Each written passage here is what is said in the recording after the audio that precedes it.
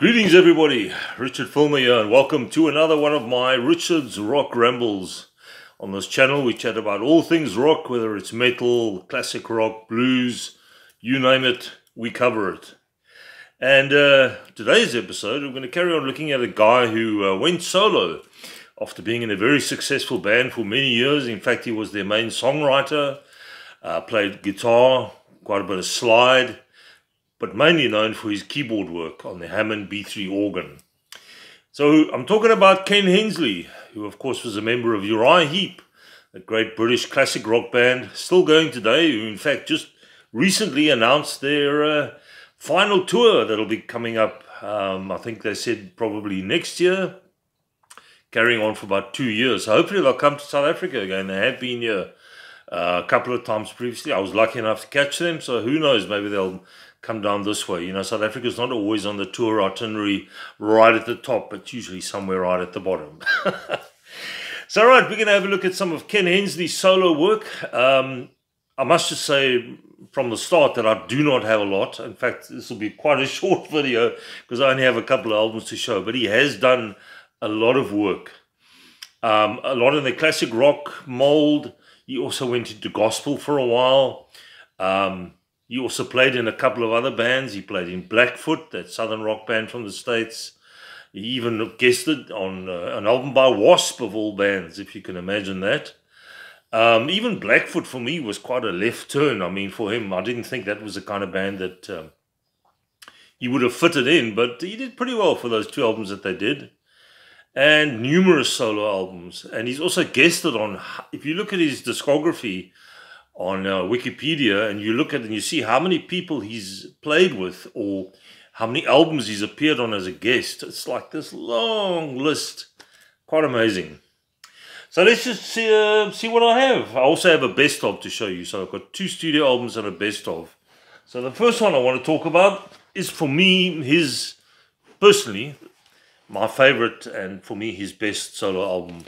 The one that I used to get asked for a lot when I was in the retail business. Ken Hensley, Proud Words on a Dusty Shelf. And this came out when he was still part of Uriah Heep. So this was sort of a side project that he wanted to get off his chest. And there's a couple of guys on the album who actually were with Uriah Heep. See if I can tell you who was on here. Bass guitars, Dave Paul and Gary Thane. There we go. Gary Thane was the bassist for Uriah Heep for a number of years. Guy from New Zealand. Who else? Drums, Lee Kerslake, his old buddy Lee Kerslake. And sadly, Ken Hensley has passed away. He passed away a few years back, and almost the very next year, I'm not sure if he passed away first, but Lee Kerslake also passed away, and he also released a solo album that came out only after he died. So yeah, that was quite sad. He never got to see his album, how well it would do, etc. So this is the inside of the album. There's old Ken with his ankh around his neck, very popular thing in the 70s. As you can see, I also have one. Yes, I'm an aging hippie. So that's Ken there. And there's a couple of live shots. Keyboards, and I think that's just him, playing his Hammond B3. And there he is at the bottom on the guitar. Not a bad guitarist either. So who was this produced by? Let's just see here. Produced by Jerry Bron. Of course, Jerry Bron was the producer for a lot of the Uriah Heep stuff if they were on his label, Bronze Records. And this is on Bronze Records as well. I see here I got this record from somewhere called the Record Centre in Church Street, Cape Town, which is long gone. So I got this many years. I think I picked this up secondhand actually. 1972 this came out. 1973, I beg your pardon. Recorded in 1971 in Lansdowne Studios, 1972 as well, over the 2 years. And photography by Finn Costello. He was a famous photographer from those days. Excellent album. There's a track on here which does appear on one of the Uriah Heep albums. I think it's Magician's Birthday. That being the track Rain. Beautiful track with some great acoustic work. He could play a really good acoustic guitar as well. Very good voice. And he worked so well with David Byron within Uriah Heep. And the 2 of them did sort of duets together. Their voices are very well suited. Starts off When Evening Comes, also a mellow track. It's quite a mellow album. This isn't a hard rocking album. And if you listen to this, you can see that there was stuff on here that he just couldn't do within the confines of Uriah Heep, which had a particular direction at that time. From Time to Time is the next track, with a great refrain to it. Excellent chorus, a lot of melody in this stuff. King Without a Throne, then we get Rain, the track I spoke about. Proud Words, that's the end of side 1. Not very long tracks. I think the longest track is about 5 minutes, which is the next one on side 2 called Fortune. Black-Hearted Lady, which is probably the most up-tempo track on here. Go Down, Cold Autumn Sunday, also a beautiful track. Great lyrics as well. And you know, within Uriah Heep, he was one of the main songwriters, if not the main songwriter of the early work. Ken Hensley lasted until, I think, the album called Conquest, and then he wasn't happy with the direction, and he was out. And then you get the last track, The Last Time. So if you want to get an introduction to Ken Hensley and you're looking for a decent album from the 70s, this is one to go for. Proud Words on a Dusty Shelf. As I said, used to get asked for it a lot back in the day. Next one I have is a follow-up album called Eager to Please. And this came out in 1975. Sort of a pencil drawing cover. I don't think too much money was spent on this cover. There's the back. Also a few drawings. Not as strong as Proud Words for me, but there are some good things on here. Mark Clark on bass and vocals. I think he also played for Uriah Heep at one stage. Bugs Pemberton, drums and percussion. Ken Hensley, trying to see who else does sax. BJ Cole. So he does keyboards, guitar, synthesizer, and vocals. Ken Hensley. Cheers, guys. Nothing like a bit of Merlot in the evening. Produced by Peter Gallen. There's some orchestral stuff on here as well. Also still on the Bronze label. And yeah, let's just see if I've got marked here on the back. Eager to Please is a good track, the title track. Stargazer, Secret, Through the Eyes of a Child, Part 3, and The House on the Hill. So that takes up side 1. Winter or Summer, Take and Take, Longer Shadows, In the Morning, and How Shall I Know makes up the rest of the album. Like I mentioned, it's probably not as strong as Proud Words, but yeah, his voice makes it, I think. You know, he had a very unique voice. You could tell straight away, even within Uriah Heep, although the two voices work together, you could kind of tell them apart, Ken Hensley and David Byron. So there we go, Eager to Please. And that's it as far as what I have for studio albums. I'll mention a few more that you must look out for. The only other thing I have is a Ken Hensley anthology, you know, best of.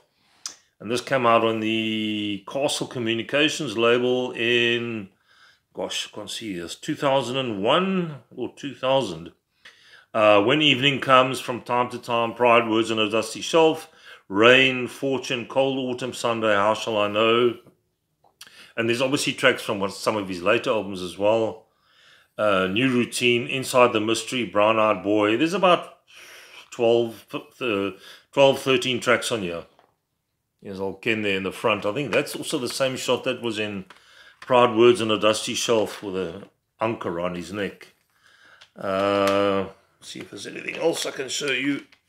I can get the booklet out. Now there's some nice live shots of old Ken back in the day. There we go. There he is with the guitar, and there he is on the Hammond. Another shot of the guitar. There he is. Some cool shots. And there's some of him with his boots from the 70s playing his guitar. So it's quite a cool collection. Gives you a good cross-section of what he did in the early days. Obviously, there were a lot of albums that came out after this collection came out. But yeah, if you want to get a sort of an overview, then this anthology is one to check out for. It's still in print as far as I'm aware. It's just called Ken Hensley, The Anthology. Excellent stuff. Always liked his work. And he was a great songwriter, which, you know, makes a lot of difference. So some of the other ones that I want to chat about, Free Spirit from 1980. That was his third album. So you're going into the 80s now, a bit of a different sound, a lot more synths.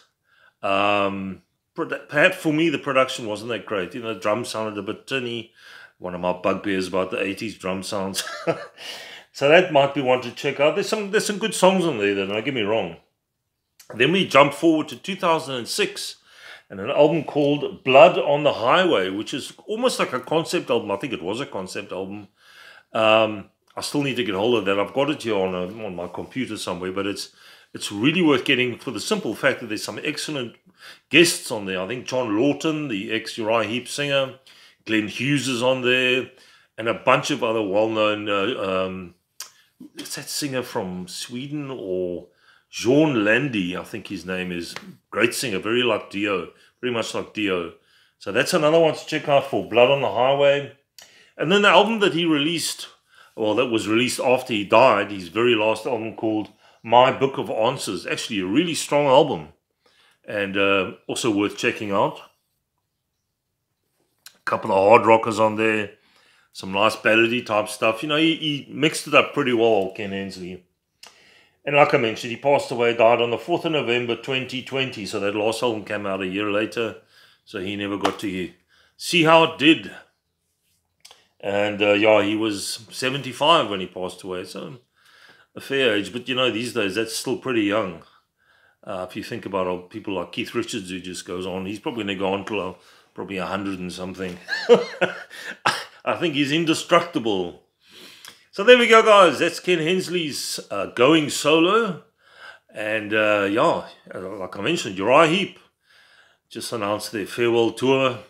And I really hope they come out here, because if it's going to be the final time they're going to be on the road, then I really would like to see them. I was impressed with them. I've seen them twice. And I think the very first time in 94 or 95 that I saw them here at the old Three Arts Theatre, which is no longer a theatre, it's now a shopping mall. That was a great concert. They teamed up with Deep Purple and they did a sort of a double tour. Thanks, guys, for watching. Please, down below, give me any comments. If you like Ken Hensley, if you like Uriah Heep, let me know. If you have any of the solo stuff and the other solo stuff, let me know. Because there's, like I mentioned, there's a lot that I don't have. Take it easy out there. Look after yourselves, and I'll catch you soon.